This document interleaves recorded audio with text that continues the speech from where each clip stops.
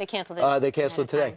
Meanwhile, I got to tell you what's happening with Obamacare. I thought this was an old story, but it isn't. It's brand new. You have 11 attorney generals around the country saying, I've had it. I've had it with the Obamacare fixes. We had one plan that passed, just barely. We know about all the gymnastics that had to take place for it to happen. But now we have about a dozen changes to this comprehensive health care law, and among the attorneys generals that are fed up and say this is unconstitutional because you're doing it without checking with Congress is Greg Abbott.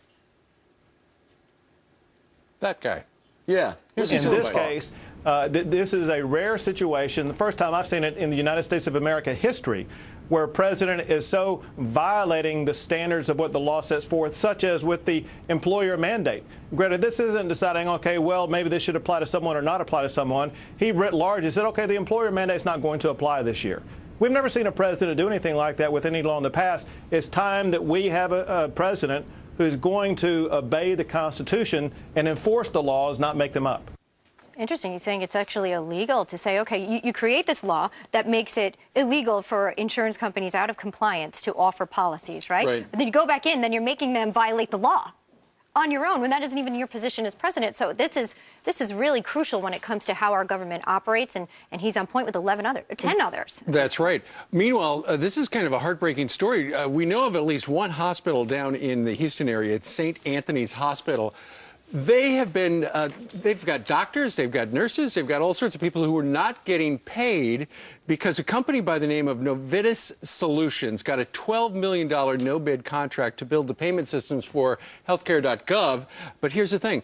It's taking the company so long to pay Medicare claims, the hospital's not getting money, and so they're not being able to pay the employees. And we've got a quote from the CEO of the hospital. Quote, "This is a national issue that affects us locally. We are adapting to the new ways of doing business that have been created.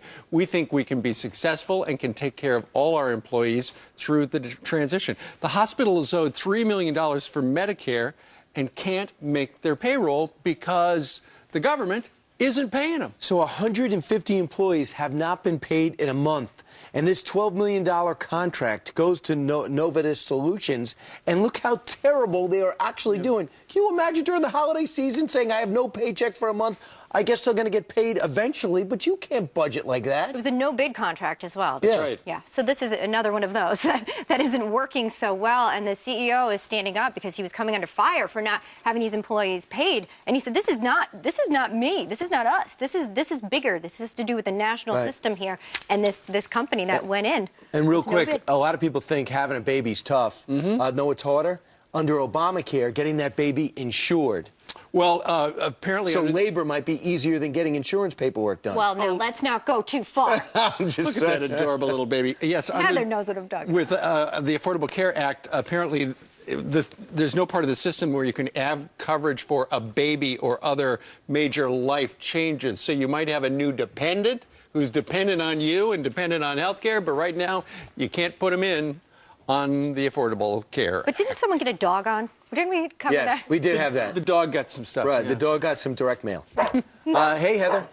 A dog, but not a baby, right? Right. Makes sense. Okay, interesting story. Good